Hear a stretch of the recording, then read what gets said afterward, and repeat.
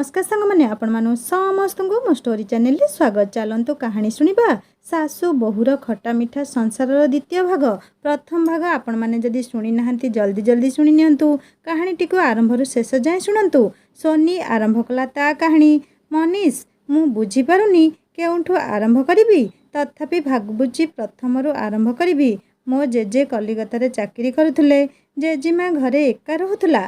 गोटिए बोली 12 वर्षर झील को धरी सेतेबेले एते हिंसा देश नथिला। तेणु साही पड़िशा समस्ते मिसी जेजेमार सुविधा असुविधा साहाय्य करुथुले। सेतेबेले आजिकाली परी फोन सुविधा नथिला। जे 6 मासरे थरे घर को आसी 3-4 दिन रही घर चलिबाकू सुविधा करी फेरी जाउथुले कलिकता। सेथर जेजे आसीथिले। मो बापा सेतेबेले जेजीमा पेटरे थांती।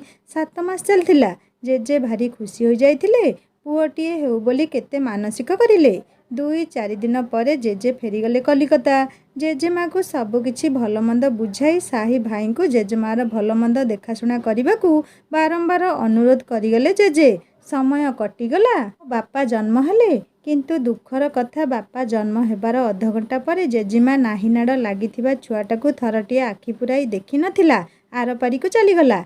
2 छुआ को अनाथ करदेई साही पड़िशा कौन करिवे न करिवे चिंता करि पार नथिले। जेजेंको पाखकू खबर देबाकू किछि सुविधा नथिला। जेजे पाठ 2 अक्षर पढ़ी नथिले। तेणु चिट्ठी लेखि भी पठाई पारलेनी। जेजे पर्टिकुलर केउ आड्रेस काहाकू देई नथिले। तेणु साही पड़िशा जेजीमार श्रुधिक्रिया करबा सह छुआ दुईटी को कोळेई नेइथिले जेजेंकर फेरिबा बाटकू चाही। 3 मास टपी जाइथिला। जेजे पुओटिए होइथियो भाबी भारी खुशी रे केते कण सब उठाई आनिथिले बजारू। घरे पहुँचवा पूर्वरु भारी खुशी रे बाट सारा पचारु थांती समस्त को मोर पुओटिए होइछिटी। जेजे को देखी गाँ लोके किछि न कही सुखिला हस टिके हसी देउथिले। जेजे घर दुआर मुहरे पहुँची भारी खुशी रे जेजीमा ना धरी डाक पकेइले। जेजेंको पाटी सुनी बाहर को आसिले साही भाई। सांगरे थिले मो 12-13 वर्षर पिउसी नानी। जेजे को देखी से भे भे होई कांदी पकाइला। जेजे किछि बुझिया पूर्वरु मो बापा को धरी जेजेंको हाथ को बढ़ाई देइथिले। साहीर जड़े संपर्किया भाउज किछि बुझी पारु नथिले जेजे। से बापा को जेजेंको हाथ को बढ़ाई देई कहिले तुम पुओ। जेजे खुशी रे सब किछि सेठी रखी देई धरी पकेले तांको कुलनंदन को गेल करी पकेले। केते कोटिनिधि हेले ठाकुरन को पुओटिए होइथिबारु। किछि समय परे जेजेमा को जेतेबेले जेजे आखि पाखरे न देखिले खोजी बसिले। साही पड़िशांक तंटी सुखी जाउथा केमिति जेजेमार मृत्यु कथा जेजेंको कहिबे। नीरवरे छिड़ा होइथिले समस्ते। जेजे बारंबार पचारिबारु जेजेंको सत कथा कहिबारु जेजे लत किना बसी पड़ले दांड उपरे। आखिरु बही चालुथुला अनवरत लुहर धार। साही पड़िशा बुझासुझा करी छुआ दुईटांक दायित्व नेबाकू कहिले। जेजे छुआ दुईटी मुह को चाही आखि लुह सबु हाथ रे पोछि घर भितर को गले। पिउसी नानी मोर टिके जानिबा सुनिबा होई जाइतिला। तेणु समय ताଳରେ जेजे निजे रोषेईबास करी छुआ दुईटी को पालिले। आउ कलिकता गले नहीं। आनिथिबा टंका सबु सरिबा पूर्वरु जेजे घर आगरे गोटिए छोट जलखिया दुकान कले। धीरे धीरे पिउसी नानी घर एवं बापा को संभाଳିला। जेजे को साही पड़िशा जेते जिए बुझेइले भी जेजे आउ द्वितीय विवाह न करी छुआ दुईटी मुह को चाही समय काटिले। पिउसी नानी बाहाघर करिदेले। हेले पिउसी नानीर ता शाशुघर लोकंक सह पड़िलानी। तेणु पिउसांक सह से जेजेंक पाखरे आसी रहिले। बापा बड़ हेले। बापा बेसी पाठ पढ़ी पारलेनी। बापा आख पाखरे छोट मोट काम करू करू कंट्राक्ट काम शिखिगले। तेणु ब्रह्मपुरे रही काम कले। समय सुविधा करी जेजे मो बापांकर बाहाघर करिदेले। बापांक पाखरे रही पिउसा मध्य काम कले। दुहे ब्रह्मपुरे काम करती आउ घरे रुहंती जेजे पिउसी नानी एवं मो बोऊ। धीरे धीरे मो बोऊर पिउसी नान पड़िलानी। घरे बिना कारण रे कली झगड़ा हैला। हेले बापा कि पिउसा कान को ए कथा जाउ नथुला।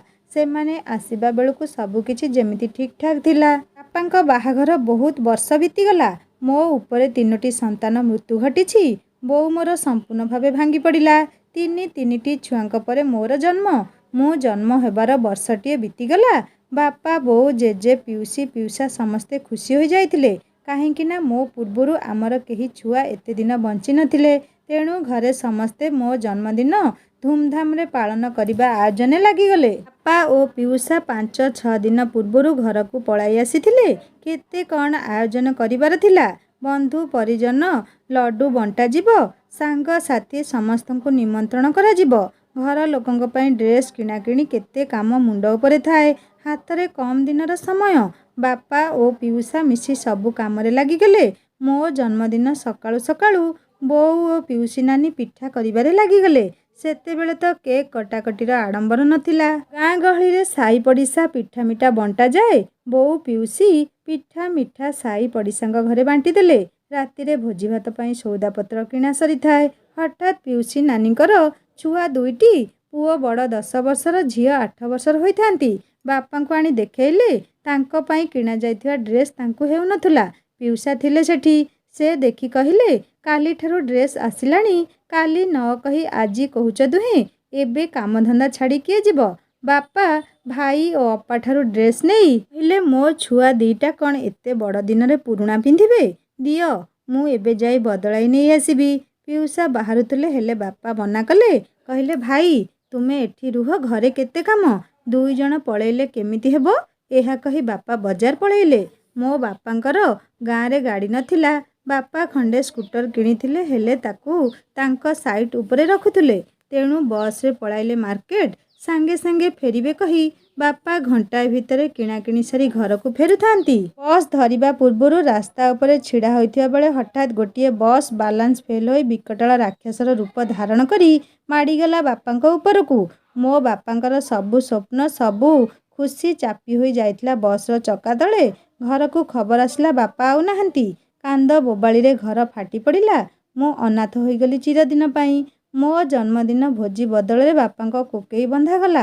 ମୁଁ ଏତେ ଛୋଟଟେ ଥିଲି ଯେ ଆଜି ବି ଚେଷ୍ଟା କଲେ ବାପାଙ୍କ ମୁହଁକୁ ମନେ ପକାଇ ପାରୁନି। ନା ମୋ ବାପାଙ୍କର ଫଟୋ ଅଛି, ନା କିଛି ସ୍ମୃତି। ବାପା କ'ଣ ଜାଣିବା ପୂର୍ବରୁ ଭଗବାନ ମୋତେ ବାପ ଛେଉଣ୍ଡ କରିଦେଲେ ସବୁଦିନ ପାଇଁ। ଏତିକି କହିସାରିବା ପୂର୍ବରୁ ସୋନି ଅନ୍ତରର କୋହ ସମ୍ଭାଳି ନ ପାରି କାନ୍ଦି ପକାଇଲା। ମନୀଷ ସୋନିର ହାତକୁ ନିଜ ହାତରେ ଧରି ସାନ୍ତ୍ୱନା ଦେଇ କହିଲେ, ସୋନି, ଯାହା ଯେତେବେଳେ ଘଟିବାର ଥାଏ ଘଟିଥାଏ। ଏଥିରେ ଆମର କିଛି ହାତ ନଥାଏ। କପାଳ ଲିଖନ କେ କରିବ ଆନ। ନିଜକୁ ସମ୍ଭାଳ ସୋନି। ବାପାଙ୍କର ସେତିକି ଆୟୁ ଥିଲା। ତୁମେ ପଛ କଥା ଭାବି ଏତେ କାନ୍ଦନି। ସୋନି କହିଲେ, ନା ନା, ମୋତେ କାନ୍ଦିବାକୁ ଦିଅ। ମୋ ଛାତି ତଳର ଯନ୍ତ୍ରଣାକୁ କହିବାକୁ ଦିଅ। ଇଏ ତ ଆରମ୍ଭ ମାତ୍ର। ମନୀଷ ଚାହିଁଲେ ସୋନି ମୁହଁକୁ। କହିଲେ, ସୋନି, ଆମ ସମ୍ପର୍କକୁ 5 ବର୍ଷ ହୋଇଯିବଣି। ତମ ମନ ଭିତରେ ଏତେ କଷ୍ଟ କାହିଁ ମୋତେ ତ କେବେ କହିନ? ସୋନି ନିଜ ଓଢ଼ଣୀରେ ମୁହଁକୁ ପୋଛି କହିଲେ, ମନୀଷ, ଆମର ଏତେ ଦିନର ସମ୍ପର୍କ ଭିତରେ ଆମେ ଦୁହେଁ କେବେ ନିରୋଳାରେ ମନ ଭରି ଦେଖା ହୋଇ କଥା ହୋଇପାରିନେ। ଅଳ୍ପ କେତେ ସମୟର ସାକ୍ଷାତକାରରେ ମୁଁ ମୋ ଦୁଃଖକୁ ତୁମ ଉପରେ ଲଦି ଦେବାକୁ ଚାହୁଁନଥିଲି, କିନ୍ତୁ ଏବେ ପରିସ୍ଥିତି ମୋତେ ବାଧ୍ୟ କରିବାରୁ। ମନୀଷ କଥା ମଝିରୁ କହିଲେ, ଠିକ୍ କହିଛ ସୋନି। ଆମର ଏତେ ଦିନର ସମ୍ପର୍କ ଭିତରେ କେହି କାହା ଘର ବିଷୟରେ କିଛି ବି ଜାଣିନେ। ମୋର ବି ବାହାଘର ପୂର୍ବରୁ ତୁମକୁ ମୋ ବିଷୟରେ ବହୁତ କିଛି କହିବାର ଅଛି। ହଉ ଛାଡ଼ ସେସବୁ, ପରେ କେବେ କହିବି। ଏବେ ତୁମେ କୁହ, ମୁଁ ସବୁ ଶୁଣୁଛି। ସୋନି ପୁଣି କହିବା ଆରମ୍ଭ କଲା। ବାପାଙ୍କର ମୃତ୍ୟୁ ପରେ ଆମ ପରିବାରରେ ସବୁ କିଛି ଛାରଖାର ହୋଇଯାଇଥିଲା। ବୋଉ ମୋର ପୁରା ପାଗଳି ହୋଇଯାଇଥିଲା। କୋଉଠି ବସୁଥିଲା, କୋଉଠି ଉଠୁଥିଲା, କିଛି ତାର ହୋସ୍ ରହୁନଥିଲା। ମୋ କଥା ବି ବୋଉ ଭୁଲି ଯାଇଥିଲା। ମନେ ମନେ ହସୁଥିଲା, ମନେ ମନେ କାନ୍ଦୁଥିଲା। ତା ଦୁନିଆରେ ସେ ହଜି ଯାଇଥିଲା। ଜେଜେ ବି ଆଖି ଆଗରେ ନିଜର ଗୋଟିଏ ବୋଲି ବଂଶ ରକ୍ଷାକାରୀକୁ ଏମିତି ହରାଇ ଭାଙ୍ଗି ପଡ଼ିଥିଲେ। ଗାଁରେ ସାହିରେ ସମସ୍ତେ ଏ କାନକୁ ସେ କାନ କୁହାକୁହି ହେଲେ, ମଲା ମଲା, କି ଅଲକ୍ଷଣୀ ଝିଅଟିଏ ଜନ୍ମ ହେଲା ଯେ ବରଷେ ନ ପୁରୁଣୁ ବାପାକୁ ଖାଇଲା। ଆଉ କେହି କେହି କହୁଥାନ୍ତି, ହଁ ପା, ଦେଖୁନ, ମାଆଟା ବି ପାଗଳି ହୋଇଗଲାଣି। ତାକୁ କେତେବେଳେ କୋଉ ରୋଗ। ମଲା ଏ ଛୁଆଟା ବା ଅମାବାସ୍ୟାରେ ଜନ୍ମ ହୋଇଛି। ଉଆଁସୀ କନ୍ୟାଟା। ଝିଅ ନୁହେଁ ଲୋ ମା, ସାକ୍ଷାତ୍ ମୃତ୍ୟୁ ଆସିଛି ଏ ବଂଶ ବୁଡ଼ାଇବାକୁ। ଗାଁ ଲୋକଙ୍କ କଥାରେ ପିଉସୀ ବି ମୋର ତାଳ ଦେଇ କଥା କୁହନ୍ତି। ଆଉ 2 ପଦ ଯୋଡ଼ି କଥାରେ ନାଇଁ, ନିଜର ଯଦି ପର ହେବେ ଆପଣା କରିବ କାହାକୁ। ଧୀରେ ଧୀରେ ବାପାଙ୍କ ଚିତାରେ ଜେଜେ ଦିନକୁ ଦିନ ଦୁର୍ବଳ ହୋଇପଡ଼ିଲେ। ତାଙ୍କ ହାତ ଗୋଡ଼ ଅଚଳ ହୋଇଗଲା। ଆଉ ବର୍ଷଟିଏ ନ ପୁରୁଣୁ ଜେଜେ ଆଖି ବୁଜିଲେ। ଜେଜେ ମରିବା ଦୋଷ ବି ମୋ ମୁଣ୍ଡରେ ବୋଳିଦେଲା ଏ ନିର୍ଦ୍ଦୟୀ ସମାଜ। ଜୀବନ କ'ଣ ବୁଝିବା ପୂର୍ବରୁ ମୁଁ ପାଲଟିଗଲି ଉଆଁସୀ କନ୍ୟା। ଅଲକ୍ଷଣୀ କ'ଣ ଜାଣିବା ପୂର୍ବରୁ ମୋ ପିଠିରେ ଅଲକ୍ଷଣୀ ଅଲିଭା ଷ୍ଟାମ୍ପ ଲାଗିଗଲା। ଛୋଟ ଛୁଆଟା ପ୍ରତି କାହାର କ'ଣ ଦୟା ଆସିଲା ନ ଆସିଲା ଜାଣିନି। ପାଗଳି ମାଆଟା ମୋର ମୋତେ କେମିତି ପାଳିଲା ସେ କଥା ଜଣା ନାହିଁ। ହେଲେ ହେତୁ ପାଇବା ଦିନରୁ ପିଉସୀ ନାନୀର ମାଡ଼ ଗାଳି ସହ ଟାହି ଟାପରା ଶୁଣି ଶୁଣି ପଥର ପାଲଟି ଯାଇଥିଲି। ମୋ ଜେଜେଙ୍କର ବହୁତ ସମ୍ପତ୍ତି ଥିଲା। ହେଲେ ବାପା ଓ ଜେଜେଙ୍କ ମୃତ୍ୟୁ ପରେ ପିଉସା ଓ ପିଉସୀ ବୋଉଠାରୁ ଦସ୍ତଖତ କରି ନିଜ ନାମରେ କରିସାରିଥିଲେ। ମୋ ବୋଉକୁ ମୋତେ ସ୍ୱାର୍ଥ ହାସଲ ପରେ ଘରୁ ବାହାର କରିଦେଇଥିଲେ। କିନ୍ତୁ କିଛି ଲୋକ ଏହାକୁ ଘୋର ବିରୋଧ କରିବାରୁ ଡରିମରି ଆମ ଦୁହିଁଙ୍କୁ ପାଖରେ ରଖିଥିଲେ। ମୋ ସ୍କୁଲ ଯିବା ସମୟ ହେବାରୁ ମୋତେ ପାଠ ପଢ଼େଇଲେ ସତ, ହେଲେ ମୋତେ ପିଉସୀ ବହୁତ ବାଡ଼ଉଥିଲେ, ଖାଇବାକୁ ଦେଉନଥିଲେ। ଛୋଟବେଳୁ ଓଳିଏ ଖାଇଲେ ଓଳିଏ ଉପାସ ରହିବା ଶିଖି ଯାଇଥିଲି। ହେଲେ ବେଳେବେଳେ ଏସବୁ ଭାରି ଅସହ୍ୟ ଥିଲା। ମାଡ଼ ଖାଇ ପିଠି ଲୋଳା ଫାଟି ଯାଉଥିଲା, କିନ୍ତୁ ମା'ର ପଣତକାନି ମୋ ପାଇଁ ନଥିଲା। ଦୌଡ଼ି ଯାଇ ବୋଉକୁ କୁଣ୍ଢାଇ ପକାଇଲା ବେଳେ ସେ ବି ମୋତେ ପର ଭାବି ପେଲି ଦେଉଥିଲା। ସେତେବେଳେ ବୋଉର ମାନସିକ ସ୍ଥିତି ଜାଣିନଥିଲି, ସେଇଥିପାଇଁ ତା ଉପରେ ରାଗୁଥିଲି। ମାଡ଼ ଖାଇ ବାଡ଼ିପଟ ନଡ଼ା ଗଦା କଢ଼ରେ ବସି ଲୁଚି ଲୁଚି କାନ୍ଦୁଥିଲି। ଠାକୁରଙ୍କୁ ମୋତେ ପାଖକୁ ନେଇଯିବାକୁ ଅଳି କରୁଥିଲି। ଭାବୁଥିଲି ଏ ଦୁନିଆଟା ଏତେ କଷ୍ଟକର, ମୁଁ ଏଠି ବଞ୍ଚିପାରିବିନି। ରାତିରେ ବୋଉ କୋଳରେ କେବେ ଶୋଇନି। ଗୋଟିଏ ଘରେ ବୋଉ ତା'ର କୋଉ କଣରେ ଖାଲି ପକ୍କା ଉପରେ ଶୋଇଥାଏ, ମୁଁ ବିଛଣା ପାରି ତଳେ ଶୋଇଥାଏ। କେତେଥର ଉଠିକରି ଯାଇଛି ତା କୋଳରେ ଗେଞ୍ଜି ହୋଇ ଶୋଇବାକୁ, ହେଲେ ସେ ମୋତେ ପେଲିଦିଏ। ମୋତେ କେବେ ରାତିରେ ଡର ଲାଗିଲେ ଉଠି ଗୋଟାପଣେ ଥରୁଥାଏ, ହେଲେ ମା ସ୍ନେହ ପାଏନି। ଇଚ୍ଛା ହୁଏ ମୋତେ ସେ ଟିକେ କୋଳରେ ଶୁଆଇ ଆଉଁସି ଦିଅନ୍ତା କି। ହେଲେ ବେଳେବେଳେ ପିଉସୀ ନାନୀ ତା ଛୁଆ ଦୁଇଟିକୁ କୋଳେଇ ଗେଲ କରି ପକାଏ। କେବେ କେବେ ବଳେଇ ବଳେଇ ସବୁ ଖୁଆଏ। ମୋତେ ଦେଖିଲେ ସବୁ ଲୁଚାଇ ଦିଏ। ସେ କ'ଣ ଲୁଚାଇଲେ ନ ଲୁଚାଇଲେ ମୋର ଫରକ ପଡ଼େନି। ମୋତେ ଖାଲି ଏତିକି ଲାଗେ, ଇଏ ପରା ମା, ତା ଛୁଆଙ୍କୁ ଏତେ ଗେଲ କରୁଛି, ଆଉ ମୁଁ ଯାହାକୁ ବୋଉ ଡାକୁଛି ସିଏ କ'ଣ ସତରେ ମୋ ମା। ବେଳେବେଳେ ମୋତେ ଲାଗେ ମୁଁ ଭୁଲରେ ତାକୁ ବୋଉ ଡାକୁଛି, ସେ ମୋ ବୋଉ ନୁହେଁ। ହେଲେ ଏସବୁ ପରେ ବି ଛୋଟଟିଏ ବେଳୁ ମୋ ଅଜାଣତରେ ମୁଁ ତା ମା ପାଲଟି ଯାଇଥିଲି। ପିଉସୀ ତାକୁ ଟିକେ ଗାଳି କଲେ ମୋ ଦେହରେ କଣ୍ଟା ଫୁଟିଯାଏ। ହେଲେ ଛୋଟ ଛୁଆଟା, ମୁଁ ବା କ'ଣ କରିପାରିଥାନ୍ତି। କିନ୍ତୁ ତାକୁ ସାଥିରେ ଗାଧୋଇ ନିଏ, ସାଙ୍ଗରେ ଖୁଆଏ। ରାତିରେ ଉଠି ତା ମୁହଁକୁ ଚାହିଁ କାନ୍ଦି ପକାଏ। ମୋ ପରି ମୋ ପିଉସୀ ନାନୀ ବୋଉକୁ ବି ଘରଟା ଯାକର କାମ କରାଏ। ପାଗେଳି ମୁଣ୍ଡ। ଟିକେ ଏପଟ ସେପଟ ହେଲେ ଘର ଭିତରେ ପୁରାଇ ତାଲା ପକାଇ ଦିଏ। ଦିନ ଦିନ ଧରି ଖାଇବାକୁ ଦିଏ ନାହିଁ। ପିଉସା ବି ଏଥିରେ ପ୍ରତିବାଦ କରନ୍ତି ନାହିଁ। ମାଗେଣା ସମ୍ପତ୍ତି ପାଇଲେ ନା, ଆମେ ଦୁଇଜଣ କଣ୍ଟା ହଟିଗଲେ ତ ତାଙ୍କ ରାସ୍ତା ସଫା ହୋଇଯିବ। ଖାଲି ଯାହା କିଛି ଗାଁ ଲୋକଙ୍କ ଭୟରେ ଆମକୁ ଜୀବନରୁ ମାରି ପାରୁନଥିଲେ। ହେଲେ ଗାଁର କିଛି ଲୋକ ପିଉସୀ ଆମକୁ ବାଡ଼ଉଥିବାର ପ୍ରତିବାଦ କରୁଥିଲେ। ପିଉସୀ ନାନୀ ଓଲଟା ଧମକ ଦେଉଥିଲେ, ପାଗଳିଟା କୁଆଡ଼େ କ'ଣ ଫୋପଡ଼ା ଫିଙ୍ଗା କରୁଛି ବୋଲି ମୁଁ ଜବତ କରୁଛି। ତୁମର ସବୁ ଏତେ ଦୟା ହେଉଛି ଯଦି ନେଇଯାଅ ସାଙ୍ଗରେ ତୁମ ଘରକୁ। ବାସ୍, ଏଇ କଥା ପଦକରେ ଯିଏ ଯେଝାର ବାଟ କାଟି ପଳଉଥିଲେ। ଅଯଥାରେ ସେମାନେ କାହିଁକି ଆମ ବୋଝ ସମ୍ଭାଳିବେ। ପିଉସା ପିଉସୀ ନିଜ ପିଲାମାନଙ୍କ ପାଇଁ ବହି ଖାତା କଲମ ସବୁ କିଣୁଥିଲେ, ହେଲେ ମୋ ପାଇଁ କିଛି କିଣୁନଥିଲେ। ପୂଜା ପର୍ବରେ ନିଜ ପାଇଁ ନିଜ ଛୁଆଙ୍କ ପାଇଁ ନୂଆ ନୂଆ ଜାମା କରୁଥିଲେ, ହେଲେ ମୋ ବୋଉକୁ ମୋତେ ସେମାନଙ୍କ ଚିରା ଫଟା ପୁରୁଣା ପିନ୍ଧିବାକୁ ମିଳୁଥିଲା। ଚିରା ଫଟା ପିନ୍ଧି ପର ବହିରେ ପାଠ ପଢ଼ି ମୁଁ କ୍ଲାସରେ ତୃତୀୟ ଚତୁର୍ଥ ହେଉଥିଲି। ପିଉସୀ ସେତକ ବି ସହିପାରୁନଥିଲେ, ଖାଲି ଦାନ୍ତ ଚୋବାଇ ରହୁଥିଲେ। ଯେଉଁଦିନ ଘରେ ଭଲ ମନ୍ଦ ବା ମାଛ ମାଂସ ରନ୍ଧା ହୋଇଥାଏ, ସେଦିନ ପିଉସୀ ନିଜେ ରୋଷେଇ କରନ୍ତି, ମୋତେ ବାହାର କାମ କରିବାକୁ ଦିଅନ୍ତି। ମୁଁ ମୋ ବୋଉକୁ ନେଇ ଘରଠାରୁ କିଛି ଦୂରରେ ଥିବା ପୋଖରୀକୁ ଗାଧୋଇ ଯାଏ। ଆସିଲା ବେଳକୁ ସେମାନେ ସମସ୍ତେ ଖାଇସାରିଥାନ୍ତି। ଆମ ଆଗରେ ବାସି ପଖାଳ ସହିତ ପିଆଜ ଲଙ୍କା ଥୋଇ ଦିଅନ୍ତି। ବୋଉଟା ମୋର କ'ଣ ବା ବୁଝିବ, ଗାଉଁ ଗାଉଁ କରି ଖାଇଦିଏ ମୋ ମୁହଁକୁ ନ ଚାହିଁ। ଆଖିର ଲୁହ ମୋ ଆଖିରେ ମରିଯାଏ।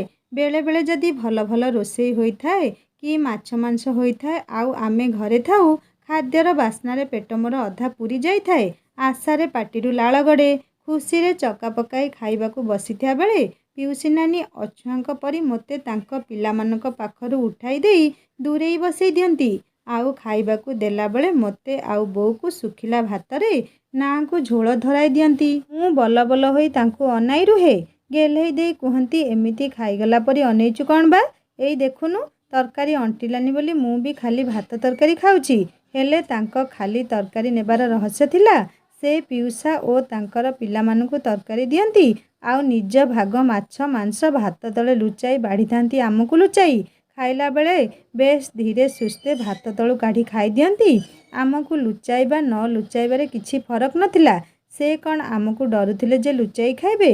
କାଳେ ମୁଁ ଛୋଟ ପିଲାଟା ବାହାରେ କାହା ଆଗରେ କିଛି ଗପି ଦେବି, ସେଇଥିପାଇଁ ଏତେ ନାଟକବାଜି କରୁଥିଲେ। ବେଳେବେଳେ ତ ଆମକୁ ବାଢ଼ିବା ଆଗରୁ ତରକାରୀ ତାଟିଆରେ ଭର୍ତ୍ତି କରି ଶିକାରେ କିମ୍ବା ହାଣ୍ଡି ତଳେ ଲୁଚାଇ ରଖୁଥିଲେ, କିନ୍ତୁ ଆମକୁ ଦେଉନଥିଲେ। ରାତିରେ ବେଳେବେଳେ ଚୁଲି ମୁଣ୍ଡେ ବସି ଗରମ ଗରମ ରୁଟି ସେକିଲା ବେଳେ ତାଙ୍କ ପିଲାମାନଙ୍କୁ ଦିଅନ୍ତି।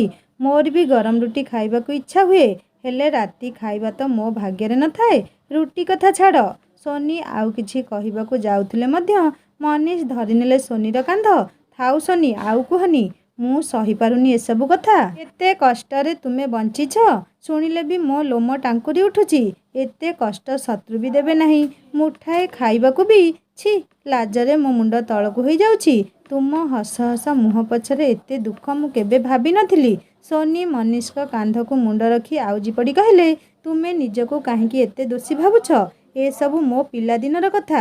ଏବେ ତ କହୁଥିଲ ନା, କିଛି ଜିନିଷ ଆମ ହାତରେ ନଥାଏ। ମୋ ଜୀବନର ସେ ପୃଷ୍ଠାଗୁଡ଼ିକ ସରିଯାଇଛି। ତା ପାଇଁ ଆଉ ଚିନ୍ତା କରି ଲାଭ ନାହିଁ। କଷ୍ଟ ତ ସମସ୍ତେ ଭୋଗନ୍ତି, କିଏ ଅଧିକ କିଏ କମ୍। ଯାହା କପାଳ ଲିଖନ ଯିଏ ଭୋଗ କରନ୍ତି। ମୋ ବୟସର ପିଲାମାନେ ଯେତେବେଳେ ସଢ଼େଇ ଧରି ମିଛିମିଛିକା ବୋହୂ ଖେଳ ଖେଳନ୍ତି, ସେଇ ବୟସରେ ମୁଁ ଚୁଲି ହାଣ୍ଡି ବେଶ୍ ଆରାମରେ ସମ୍ଭାଳୁଥିଲି। ଏସବୁ ମୋ କପାଳେ ଲେଖା ଭାବି ସବୁକିଛି ଭାଗ୍ୟ ଏବଂ ସମୟ ଉପରେ ଛାଡ଼ି ଦେଇଥିଲି। ମୋ ଅତୀତର ପୃଷ୍ଠା ଲେଉଟାଇ ମୁଁ ତୁମକୁ କଷ୍ଟ ଦେବାକୁ ଚାହୁଁନି। କେବଳ ମୋ ବିଷୟରେ ଖୋଲା ବହିଟିଏ ହୋଇ ତୁମକୁ ସବୁ ଜଣାଇ ଦେଉଛି। ଜାଣିଛ ମନୀଷ, ଏତେ କମ୍ ବୟସରେ ମୋ କଅଁଳିଆ ହାତରେ ଘରଟା ଯାକର କାମ କରିବାକୁ ପଡ଼ୁଥିଲା। ବେଳେବେଳେ ବଡ଼ ବଡ଼ ଭାତ ହାଣ୍ଡିରୁ ଭାତ ଗାଳିଆ ବେଳେ ହାତରେ ବଳ ନଥିଲା ପରି ଲାଗୁଥିଲା, ହେଲେ ମୋ ପାଗଳି ବୋଉ କ'ଣ ବୁଝେ କେଜାଣି? କୋଉଠି ଥାଏ, ଠିକ୍ ଭାତ ଗାଳିଲା ବେଳକୁ ଚାଲିଆସେ, ମୋ ସହ ମିଶି ଭାତ ହାଣ୍ଡି ଧରିନିଏ। ମନକୁ ମନ ମୁଁ ପଚାରେ, ଏତେ ବଡ଼ ଘର ଭିତରେ ସେ ମୋତେ ହିଁ କେବଳ ନିଜର ଭାବୁଛି? କିଛି ନା କିଛି ମୋ ପ୍ରତି ସ୍ନେହ ଶ୍ରଦ୍ଧା ଅଛି ତା ମୁଣ୍ଡ ଭିତରେ। ତାକୁ ସିନା ସମସ୍ତେ ପାଗଳି କହୁଥିଲେ, ହେଲେ କେବେ ସେ ପାଗଳିଙ୍କ ପରି ଫୋପଡ଼ା ଫିଙ୍ଗା କରିବା ମୁଁ ଦେଖିନି। ହେତୁ ପାଇଲା ଦିନରୁ ଦେଖି ଆସିଛି କେବଳ ତାକୁ ମନକୁ ମନ କ'ଣ ଗୁଣୁଗୁଣୁ ହେଉଥିବାର। ସବୁବେଳେ ମନ ମାରି ବସି କାନ୍ଦୁଥାଏ। ଖାଇଲେ ଖାଏ, ନ ଖାଇଲେ ନାହିଁ।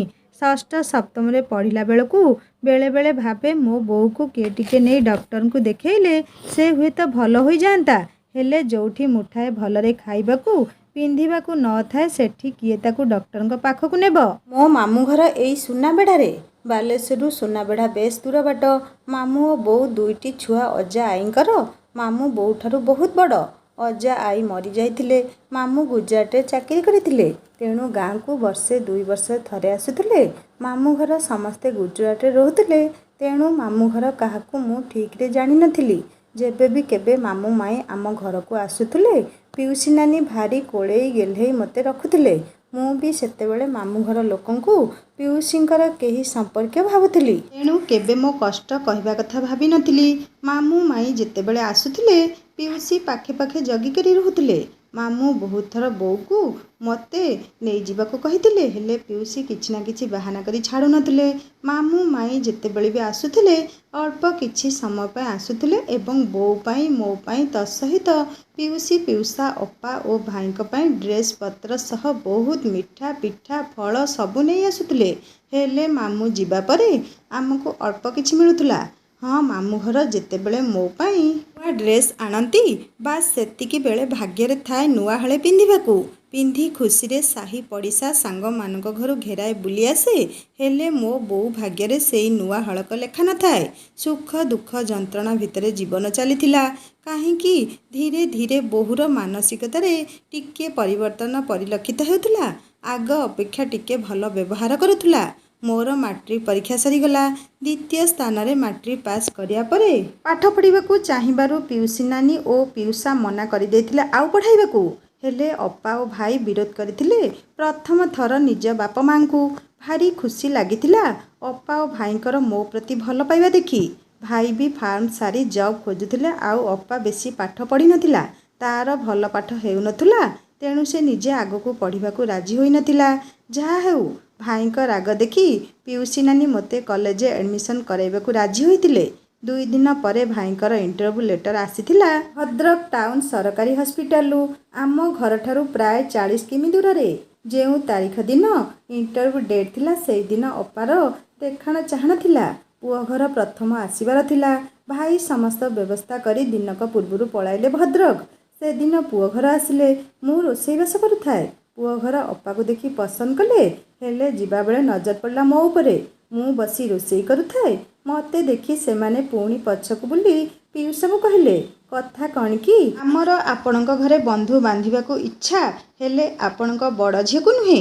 ଆପଣଙ୍କର ଏଇ ଝିଅଟି ଆମର ଭାରି ପସନ୍ଦ। ଆମେ ଏଇ ଝିଅକୁ ବୋହୂ କରି ନେବୁ। ସେମାନଙ୍କର କଥା ଶୁଣି ମୁଁ ଜବାବ ଦେଇଥିଲି, ମୋର କ'ଣ ବାହାଘର ବୟସ ହେଲାଣି ଯେ ମୋତେ ବୋହୂ କରି ନେବେ? ଅପାକୁ ଦେଖି ପସନ୍ଦ କଲେ ପୁଣି ମୋତେ ଦେଖି ଏମିତି କହିବାକୁ ଖରାପ ଲାଗୁନି? ଏତିକି କହି ମୁଁ ରାଗ ତମତମ ହୋଇ ଘର ଭିତରକୁ ପଳାଇଲି। ହେଲେ ମୋ କଥାର କିଛି ବି ପ୍ରଭାବ ତାଙ୍କୁ ପକାଇ ନଥିଲା। ସେମାନେ ସଫା ସଫା କହିଲେ, ସେଇ ଝିଅକୁ ବୋହୂ କରି ନେବୁ, ନଚେତ୍ ଏ ବାହାଘର କ୍ୟାନସଲ। ସେମାନେ ସେଠାରୁ ପଳେଇଲେ। ହେଲେ ରାଗରେ ରକ୍ତ ଚାଉଳ ଚୋବାଉଥିବା ମୋ ପିଉସୀ ନାନୀ ମୋ ଚୁଟି ଧରି ଟାଣି ଆଣିଲା ଦୁଆରକୁ। ଠୋ ଠୋ କରି ଗାଲରେ ଶକ୍ତ ଚାପୁଡ଼ା ଦିଟା ବସେଇ ଦେଇ କହିଲା, ତୋର କ'ଣ ଦରକାର ଥିଲା ସେମାନଙ୍କ ସାମ୍ନାକୁ ଆସିବା? ଅଲକ୍ଷଣୀ, ବାପା ଜେଜେଙ୍କ ମୁଣ୍ଡ ତ ନେଇଥିଲୁ, ଶେଷରେ ମୋରି ବେକରେ କଣ୍ଟା ହୋଇ ଝୁଲି ମୋ ଝିଅ ବାହାଘର ଭାଙ୍ଗିଦେଲୁ। ଆଉ କିଛି କହିବାକୁ ଯାଉଥିଲା, ଆଖି ପଡ଼ିଗଲା ମୋ ମାମୁଁ ଛିଡ଼ା ହୋଇଥିଲେ ଦୁଆର ସମ୍ମୁଖରେ। ମାମୁଁଙ୍କୁ ଦେଖି ପିଉସୀ ଓ ପିଉସା ନିଜ ଦୋଷ ଧରା ପଡ଼ିଯିବା ଭୟରେ ବାହାନା କରିବାକୁ ଲାଗିଲେ। କିନ୍ତୁ ମାମୁଁ ସଫା ସଫା କହିଲେ, ଥାଉ ମିଲୁ, ଆଉ ବାହାନା କରିବା ଦରକାର ନାହିଁ। ସବୁ କିଛି ଆଖିରେ ଦେଖି ସାରିବା ପରେ ଆଉ କିଛି ବାକି ନାହିଁ ବୁଝିବାକୁ। ଆଜି ଯାଏ ମୁଁ ଭାବୁଛି ମୋ ଭଉଣୀ ଓ ଭାଣିଜୀ ଭଲରେ ଅଛନ୍ତି। ହେଲେ ଆଜି ବୁଝିପାରୁଛି ମୋ ଭାବନା କେତେ ଭୁଲ ଥିଲା। ଅବଶ୍ୟ ମୋର ବି ବହୁତ ଭୁଲ ରହିଲା। ମୁଁ କେବେ ମୋ ଭାଣିଜୀକୁ ପଚାରି ନାହିଁ, ତୁ କେମିତି ଅଛୁ? ମୁଁ ଭାବୁଥିଲି, ମା ନଥିଲେ ମାଉସୀ ଆଉ ବାପା ନଥିଲେ ପିଉସୀ। ନିଜ ଲୋକ ଯଦି ପର ହେବେ କହିବ କାହାକୁ? ମୁଁ ଆସୁଥିଲି ମୋ ବଡ଼ ଝିଅ ବାହାଘର ନିମନ୍ତ୍ରଣ କରି ମୋ ଭଉଣୀ ଓ ଭାଣିଜୀକୁ କିଛି ଦିନ ପାଇଁ ସାଙ୍ଗରେ ନେଇଯିବାକୁ। ହେଲେ ଆଜି ଭାବୁଛି ସବୁଦିନ ପାଇଁ ନେଇଯିବି। ମାମୁଁଙ୍କ କଥା ଶୁଣି ପିଉସୀ କହିଲେ, ହଉ, ଯଦି ସବୁକିଛି ଆଖିରେ ଦେଖିଲେ ତେବେ ନେଇଯାଅ, ଆଉ ପଠେଇବ ନାହିଁ। ମୋ ଭାଇ ତ ମରିଗଲା, ଆମ ବେକରେ ଦିଟା କଣ୍ଟା ଝୁଲେଇ ଦେଇଗଲା। ପୋଷି ପୋଷି ଦିନ ଗଲା, ଖାଲି ଭାଇର ରକ୍ତ ବୋଲି। ପିଉସୀ ଆଉ କିଛି କହିବାକୁ ଯାଉଥିଲେ, ମାମୁଁ କହିଲେ, ମିଲୁ, ତୁ ଭୁଲି ଯାଉଛୁ ଏ ଘର ତୋ ଭାଇର, ମାନେ ମୋ ଭାଣେଜୀ ଓ ଭଉଣୀର। ତୁମେମାନେ ତାଙ୍କ ସମ୍ପତ୍ତି ଭୋଗ କରୁଛ। ପିଉସା ନାନୀ କାଣ୍ଡେଇ ଭଳି ବଡ଼ ପାଟିରେ ଚିଲେଇବାକୁ ଲାଗିଲା। କହିଲା, କ'ଣ କହିଲ? ନାଇଁ ନାଇଁ, କ'ଣ କହିଲ? ଭାରି ତ ବଢ଼ି ବଢ଼ି କଥା କହୁଛ। ଆମେ ତା ସମ୍ପତ୍ତି ଭୋଗ କରୁଛୁ। ତମେ ବୋଧେ ଜାଣିନ, ମୋ ବାପା ମଲା ପୂର୍ବରୁ ସବୁ ସମ୍ପତ୍ତି, ଏ ଘର ସବୁ କିଛି ମୋ ନାଁରେ କରିଦେଇଥିଲେ। ମୋ ଭାଇ ପରେ ଏ ସମ୍ପତ୍ତିର ମାଲିକାଣୀ ମୁଁ। ମୋ ଭଉଣୀ କିମ୍ବା ଏ ଅଲକ୍ଷଣୀ ଉଆଁସୀ ଭାଣିଜୀ ନୁହେଁ। ଏ ଅଲକ୍ଷଣୀ ମୋ ଭାଇକୁ ଖାଇଲା, ମୋ ବାପାକୁ ଖାଇଲା, ଆଉ ଦିନେ ତା ବରକୁ ବି ଖାଇ ରାଣ୍ଡ ହୋଇ ଘରକୁ ଆସିବ। ମାମୁଁ ଏତେ ରାଗି ଯାଇଥିଲେ ଯେ ବଡ଼ ପାଟିରେ କହିଲେ, ବନ୍ଦ କର ମିଲୁ, ତୋତେ ଟିକେ ଖରାପ ଲାଗୁନି ଛୁଆଟାକୁ ଏମିତି କହିବାକୁ? ମୁଁ ନେଇଯାଉଛି ସେମାନଙ୍କୁ ମୋ ସହ। ହେଲେ ଏକଥା ଭୁଲିଯିବୁନି ମିଲୁ, ତୁ ମିଛର ସାହାରା ନେଇ ସେମାନଙ୍କ ସମସ୍ତ ସମ୍ପତ୍ତି ହଡ଼ପ କରିଛୁ। ତେଣୁ ତୋ ସହ ମୋର ଖୁବ୍ ଶୀଘ୍ର ଦେଖାହେବ କୋର୍ଟରେ। ମାମୁଁଙ୍କ ମୁହଁରୁ ଏପରି ଶୁଣି ହଡ଼ବଡ଼େଇ ଯାଇଥିଲେ ପିଉସା। ମାମୁଁଙ୍କ ପଛେ ପଛେ ରହି ତେଲେଇବାକୁ ଲାଗିଲେ। ହେଲେ ମାମୁଁ କିଛି ଶୁଣିଲେନି। ମୋତେ କହିଲେ, ସମସ୍ତ ଡ୍ରେସପତ୍ର ସହ ବାପାଙ୍କର ଜେଜେଙ୍କର ଥିବା ସ୍ମୃତି ସବୁ ପ୍ୟାକ୍ କରିବାକୁ। ମୁଁ ସେଦିନ ମାମୁଁଙ୍କର ପିଉସୀ ନାନୀ ସହ ଆମ ପାଇଁ ଏମିତି ଝଗଡ଼ା କରିବା ଦେଖି ତାଜୁବ ହୋଇଯାଇଥିଲି। ସେଦିନ ହିଁ ପ୍ରଥମ ଥର ଜାଣିଲି ସେ ମୋ ନିଜ ମାମୁଁ ବୋଲି। ଖୁସିରେ ଲୁହ ଦୁଇ ଟୋପା ଝରିଗଲା ମୋ ଆଖିରୁ ଯେ ଏହି ଦୁନିଆରେ ମୋର ସୁଖ ଦୁଃଖ ବୁଝିବାକୁ ନିଜର କେହି ଅଛନ୍ତି। ମାମୁଁଙ୍କ ସହ ବାହାରିଗଲୁ ବୋଉ ଓ ମୁଁ। ବାପା ଓ ଜେଜେଙ୍କର କିଛି ସ୍ମୃତି ତ ନଥିଲା, ଥିଲା କେବଳ ଜେଜେଙ୍କର ଗୋଟିଏ ପୁରୁଣା ସିନ୍ଦୁକ। ତାକୁ ତ ନେଇ ହେବନି, ତେଣୁ ଚାଲି ଆସିଲୁ ସୁନାବେଢ଼ା। ମାମୁଁ ରାଗରେ ଆଉ ଗୁଆ ଦେଲେନି। ଅପା କିନ୍ତୁ ମୁଁ ଆସିଲା ବେଳେ ବହୁତ ମନ ଦୁଃଖ କଲା। ହେଲେ ପିଉସୀ ନାନୀର କିଛି ଫରକ ନଥିଲା। 15 ଦିନ ପରେ ମାମୁଁଙ୍କର ବଡ଼ ଝିଅ ମାନେ ମୋ ଅପା ବାହାଘର ଏଇ ସୁନାବେଢ଼ାରେ ଠିକ୍ ହୋଇଥାଏ। ବଡ଼ ଧୁମଧାମରେ ବାହାଘର ହେଲା। ମାମୁଁ ଅପା ବାହାଘର ପାଇଁ ଗୁଜୁରାଟରୁ କାମରୁ ଛୁଟି ନେଇ ଘରକୁ ଆସିଥିଲେ। ହେଲେ ଆମେ ଯିବା ପରେ ମାମୁଁ ମାଇଁଙ୍କୁ ଆମ ଦାୟିତ୍ୱରେ ଗାଁରେ ଛାଡ଼ି ସାନ ଅପାକୁ ନେଇ ଗୁଜୁରାଟ ପଳାଇଲେ। ସାନ ଅପାର PhD ସରିବାକୁ ଆଉ 2 ବର୍ଷ ଥାଏ ଏବଂ ମାମୁଁଙ୍କ ଚାକିରି ମଧ୍ୟ 2 ବର୍ଷ ଥିଲା। ମୋ ପଢ଼ାପଢ଼ି ଏବଂ ବୋଉର ଚିକିତ୍ସାର ସୁବିଧା ପାଇଁ ମାମୁଁ ଆମକୁ ଗୁଜୁରାଟ ନେବାକୁ ଉଚିତ ମଣିଲେନି। ମାମୁଁ ବୋଉକୁ ନେଇ ମେଣ୍ଟାଲ ହସ୍ପିଟାଲରେ ଆଡ଼ମିଟ୍ କରିଦେଲେ। ସମସ୍ତ ଦାୟିତ୍ୱ ବଡ଼ ଅପା ଓ ନୂଆ ଜିଜୁଙ୍କୁ ଦେଇଥିଲେ। ମାଇଁ ମୋ ପାଇଁ ଏଠାରେ ରହିଗଲେ। ମୋର କଲେଜରେ ଆଡ଼ମିଟ୍ କରାଇ ଦେଇଥିଲେ ମାମୁଁ। ମୁଁ ପଢ଼ାପଢ଼ି କଲି। ମାଇଁ କିନ୍ତୁ ମୋତେ କାମ କରିବାକୁ ଦେଉନଥିଲେ। ବହୁତ ଭଲ ପାଉଥିଲେ ମୋତେ। ମୁଁ ବୋଉ ବିନା ଏକା ରହିପାରୁନଥିଲି।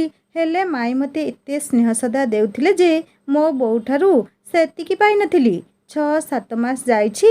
ବୋଉ ଭଲ ହୋଇ ଘରକୁ ଆସିବାର 2-3 ଦିନ ପରେ ହଠାତ୍ ଦିନେ ଭାଇ ଆସି ପହଞ୍ଚିଗଲେ। ଭାଇଙ୍କୁ ଦେଖି ମୋତେ ଭାରି ଖୁସି ଲାଗିଲା। ହେଲେ ବୋଉ ମୋର ଚିହ୍ନି ପାରୁନଥିଲା। ହଁ, କହିବାକୁ ଭୁଲି ଯାଇଥିଲି। ଜାଣିଛ ମନୀଷ, ମୋ ବୋଉ ଯେଉଁଦିନ ହସ୍ପିଟାଲରୁ ଆସିଲା, ମାଇଁ ଓ ଜିଜୁ ଯାଇଥିଲେ ଆଣିବାକୁ। ବୋଉ ମାଇଁକୁ ଦେଖି ଚିହ୍ନି ପାରି କେତେ କାନ୍ଦୁଥିଲା। ହେଲେ ଘରକୁ ଆସି ମୋତେ ଦେଖି ଟିକେ ହସି ଦେଇ ମାଇଁକୁ ପଚାରିଲା, ଭାଉଜ, ଇଏ କ'ଣ ଆମ ଶାଳିନୀ? ମାଇଁ କହିଲେ, ରୀନା, ଶାଳିନୀ ତ ଗୁଜରାଟରେ ତୁମ ଭାଇଙ୍କ ପାଖରେ ଅଛି। ଇଏ ପରା ତୁମ ଝିଅ ସୋନି। ବୋଉ ମୋତେ ପ୍ରଥମ ଥର କୁଣ୍ଢାଇ ପକାଇ କେତେ ଗେଲ କରି ପକାଇ କାନ୍ଦିଲା। କହିଲା, ଭାଉଜ, ମୋ ଛୁଆ ଏଡ଼ିକି ଟିକେ ଗୁଲୁଗୁଲିଆ ହୋଇଥିଲା, ୟା ଭିତରେ ଏତେ ବଡ଼ ହୋଇଗଲାଣି। ଧନଲୋ, ପାଗଳି ମୁଣ୍ଡରେ ତୋ ପ୍ରତି କେତେ କ'ଣ ଅବିଚାର କରିଥିବି। ମୋତେ କ୍ଷମା କରିଦେବୁ। ମା, ଛୁଆ ଓ ମାଇଁ କେତେ କନ୍ଦାକନ୍ଦି ହୋଇଥିଲୁ। ହଁ, ଭାଇଙ୍କ କଥା କହୁଛି। ଭାଇ ଆସିଥିଲେ, ହେଲେ ବୋଉ ତାଙ୍କୁ ଚିହ୍ନି ପାରିଲାନି। ଭାଇ ତ ଛୋଟଟା ହୋଇଥିଲେ। ଭାଇ ମୋତେ କୋଳେଇ ନେଇ କହିଲେ, ତୁ ଏମିତି ପଳେଇ ଆସିଲୁ। ମୋତେ ଶୁଣି ବହୁତ ଖରାପ ଲାଗିଲା।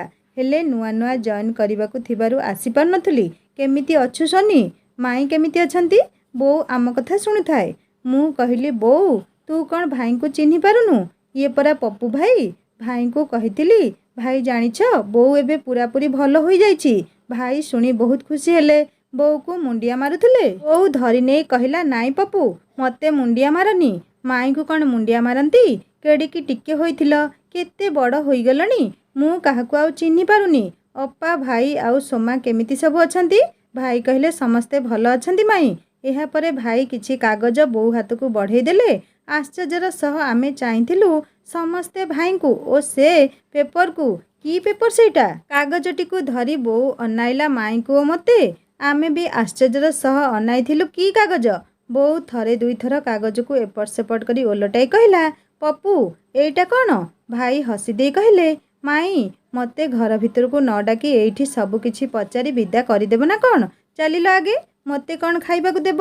ଏହା କହି ସେ ମୋ ହାତରେ ଧରେଇ ଦେଲେ ମିଠା ପ୍ୟାକେଟ ଓ ମୋ ପାଇଁ ଆଣିଥିବା ନୂଆ ଡ୍ରେସ୍ ଦିହଳ ଏବଂ ଅପା ପଠାଇଥିବା କିଛି ଚୁଡ଼ି। ସବୁତକ ଧରି ଭାଇଙ୍କ ହାତ ଧରି ଭିତରକୁ ନେଇଗଲି।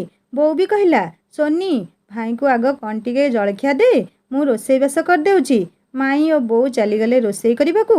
ମୁଁ ଭାଇଙ୍କୁ ଚୁଡ଼ା ସନ୍ତୁଳା ଏବଂ ଭାଇ ଆଣିଥିବା ମିଠା ଦେଇ ଭାଇଙ୍କୁ କହିଲି, ଭାଇ, କାଲିଠାରୁ ଘରୁ ବାହାରିବଣି, ଯାଅ ଟିକେ ଗାଧୁଆ ପାଧୁଆ ସାରିଦିଅ। ଭାଇ ସମସ୍ତ କାମ ସାରି ଆସି ବସିଗଲେ ପିଣ୍ଡାରେ ପଡ଼ିଥିବା କାଠ ଚୌକି ଉପରେ। ମାଇଁ ଓ ବୋଉ ରୋଷେଇରେ ବ୍ୟସ୍ତ ଥିଲେ। ମୁଁ ଭାଇଙ୍କ ପାଖରେ ବସି ପିଉସୀ ନାନୀ, ପିଉସା, ଅପା ସମସ୍ତଙ୍କ କଥା ପଚାରି ବୁଝୁଥାଏ। ଭାଇ ପିଉସୀ ନାନୀ କଥା ପଚାରିବା ବେଳକୁ ଟିକେ ମନଉଣା କରି କହିଲେ, ସୋନି, ବୋଉ ତତେ ଏତେ ହଇରାଣ ହରକତ କରୁଥିଲା, କିନ୍ତୁ ତୁ ଆଜି ବି ତା କଥା ପଚାରୁଛୁ। ସୋନି, ମୁଁ ସେଦିନ ତୁ ଆସିବାର ଦିନକ ପରେ ଘରକୁ ଆସି ସମସ୍ତଙ୍କୁ ମୋ ଚାକିରି କଥା କହିବା ପରେ ସମସ୍ତେ ଖୁସି ହୋଇଯାଇଥିଲେ। କିଛି ସମୟ ପରେ ମୁଁ ତୋତେ ଓ ମାଇଁଙ୍କୁ ଖୋଜିବାକୁ ବୋଉ କହିଲା, ତା ମାମୁଁ ଝିଅର ବାହାଘର ତ, ତା ମାମୁଁ ଆସିଥିଲେ, ସାଙ୍ଗରେ ନେଇ ଯାଇଛନ୍ତି। ମୁଁ ବିଶ୍ୱାସ କରି ଯାଇଥିଲି। ହେଲେ ରାତିରେ ସୋମା ମୋତେ ସବୁ ଘଟଣା କହିଲା। ମୁଁ ଘରେ କାହାକୁ କିଛି ନ କହି ତା ପରଦିନ ଭଦ୍ରକ ପଳାଇଲି। ଆଉ ସପ୍ତାହ ପରେ ଜଏନିଂ ଅର୍ଡ଼ର ଥିଲା। ଭାବୁଥିଲି ଏଠାକୁ ଆସି ତୁମମାନଙ୍କୁ ଦେଖା କରି ଯିବି, କିନ୍ତୁ ବୋଉର କାଣ୍ଡ କାରଖାନାରେ ମୁଣ୍ଡ ତଳକୁ ହୋଇଯାଉଥାଏ। ତେଣୁ ମାମୁଁଙ୍କ ସାମ୍ନାକୁ ଆସିବାକୁ ଖରାପ ଲାଗିଲା। ଏବେ ଛୁଟି ମିଳିଲା। ଭାବିଲି ବହୁଦିନ ହେବ ତୋତେ ଓ ମାଇଁଙ୍କୁ ଦେଖା କରିନି, ତେଣୁ ଚାଲି ଆସିଛି ଦେଖା କରିବାକୁ। ମୋ ଦରମା ଟଙ୍କାରେ ତୋ ପାଇଁ ଦିହଳ ଡ୍ରେସ୍ କିଣି ଆଣିଲି, ପିନ୍ଧିବୁ। ମୁଁ ହସି ଦେଇ କହିଲି, ଭାଇ, ଡ୍ରେସ୍ଟା ବହୁତ ଭଲ ଲାଗୁଛି। ମୁଁ ଅପା ବାହାଘର କଥା ପଚାରିଲି। ଭାଇ କହିଲେ, ନା ରେ, ତା ବାହାଘର ଠିକ୍ ହୋଇପାରୁନି। କିଛି ନା କିଛି କେଁ ବାହାରୁଛି। ସେତେବେଳେ ସିନା ବୋଉକୁ ବାହାନା ମିଳିଯାଉଥିଲା ତୋତେ ଗାଳି କରିବାକୁ। ହେଲେ ଏବେ ଛାଡ଼ ସେସବୁ। ମୋତେ ବି ବେଳେବେଳେ ଖରାପ ଲାଗେ। ସେଇ ଘରେ ଥାଇ ତୋ ପ୍ରତି ହେଉଥିବା ଏତେ ଅନ୍ୟାୟକୁ ମୁଁ ବୁଝିପାରୁନଥିଲି କାହିଁକି? ଯଦି ମୁଁ ସେତେବେଳେ ପ୍ରତିରୋଧ କରିଥାନ୍ତି, ତେବେ ମାଇଁକୁ ତୋତେ ଏତେ କଷ୍ଟ ଭୋଗିବାକୁ ପଡ଼ିନଥାନ୍ତା। ଭାଇଙ୍କୁ ଏମିତି ବିଚଳିତ ହେବା ଦେଖି ମୁଁ ଭାଇଙ୍କୁ ସାନ୍ତ୍ୱନା ଦେଇ କହିଲି, ଭାଇ, ଛାଡ଼ ସେ ପଛ କଥା। ଜୀବନରେ ଯାହା ଭୋଗିବାକୁ ଥାଏ, ଭୋଗିବାକୁ ପଡ଼େ। ଏବେ ସବୁ କିଛି ଠିକ୍ ଠାକ୍ ଅଛି ତ ପଛ କଥା ଭାବି ଲାଭ ନାହିଁ। ଭାଇ ମୋତେ ଅନାଇ କହିଲେ, ସତରେ ସୋନି, ତୁ କେତେ ବଡ଼ ହୋଇଯାଇଛୁ। ଆମେ ଗପିବା ଭିତରେ ମାଇଁ ଆସି ଡାକିଲେ, ପପୁ, ସୋନି, ମୁଁ ତୁମ ଭାଇ ଭଉଣୀଙ୍କ ପାଇଁ ବାଢ଼ି ଦେଉଛି। ଆସ, ଖାଇସାରି ଯେତେ ଗପୁଛ ଗପ। ଭାଇ ଓ ମୁଁ ପ୍ରଥମ ଥର ଏକାଠି ଗୋଟିଏ ଥାଳିରେ ଖାଇଲୁ। ମୋ ଆଖିରେ ଖୁସିର ବନ୍ୟା ବହୁଥାଏ। ଭାଇଙ୍କ ସ୍ନେହ ପାଇ ମୋତେ ସେଦିନ ଇଚ୍ଛା ହେଉଥାଏ ଖୋଲା ଛାତ ଉପରକୁ ଯାଇ ଖୁସିରେ ଡେଇଁବାକୁ। एते खुशी लगुला से दिन ताकू मु प्रकाश करी पारिबी नहीं। आमे खाइबा परे माई और बोऊ एकाठी खाई बसिले। नणंद भाउज खाई बसिले दुनिया जाकर गपपड़ी खोली दियंती। हेले से दिन भारी शीघ्र शीघ्र खाईदेले। खाई सारी बासन कुसन माजी दुई जण आसी पहुँची गले भाई पाखरे। बोऊ हाथ थिला सेई कागज। बोऊ पुणी थरे प्रश्न कला भाई को, पप्पू एइटा कौन? भाई कहले माई तुमे असुस्थ थिबा बेले मो बोऊ छलना करी तुमठारु जाल दस्खत करी मामू ओ अजांकर घर बाड़ी संपत्ति सबकिछि ता नामरे करी देइथिला। बापा मध्य एथिरे सामिल हेले। विश्वास कर माई आमे छुआ दुहे ए विषय किछि जानि नथिलु। से दिन मामूंक सह तुमे माने आसिला परे मते सोमा सबु कहिबारु मते भारी खराब लागिला। हेले सत न जानी बापा बोऊ को किछि पचारिबाको उचित मणि नथिली। किंतु जेतेबेले सत जानिली सेबेठारु अनुताप नियारे मु तिल तिल होई जळुछि माई। मते निजको मो बापा बोऊंको गुण संपर्क रे कहिबाकू खराब लागुछि। माई कथारे अछि पिता माता सुकृते संतान हुए सुखी। हेले मो बापा माँ एते सबु घटना घटाई देइछन्ति जे सांग माने कौन सतरे सोनी फेरी जीव पुणी थरे ता पिउसी पाखकू। पुणी कौन ता जीवन ने दुख अछि जानिबा पर भागरे। कहानी केमिति लागुछि मते निश्चय कमेंट करी जणाइबे। जदि भलो लागथाय लाइक टी करिवे, सांग माने सहित शेयर करिवे और जदि मो चैनल नुआ अछंती त सब्सक्राइब करी बेल आइकन दबे देबे। आ गोटे कथा मोर गोटे हिंदी स्टोरी चैनल अछि जहार लिंक मो एही स्टोरी डिस्क्रिप्शन में दे देबी। आपण माने क्लिक कले सुंदर सुंदर हिंदी स्टोरी पढ़ी परिबे सुनी परिबे। एबे मते विदाय दियंतु। पुणी जल्दी नै आसीबी एही कहानी रो पर भाग। रहुची नमस्कार, जय जगन्नाथ।